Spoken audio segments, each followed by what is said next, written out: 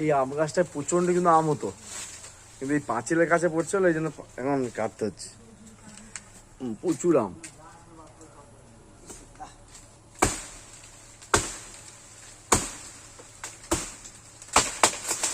বাবা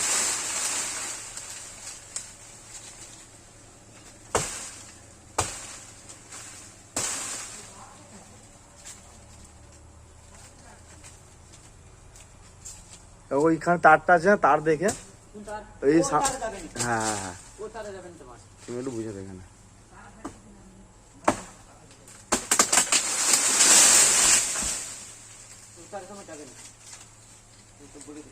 হুম,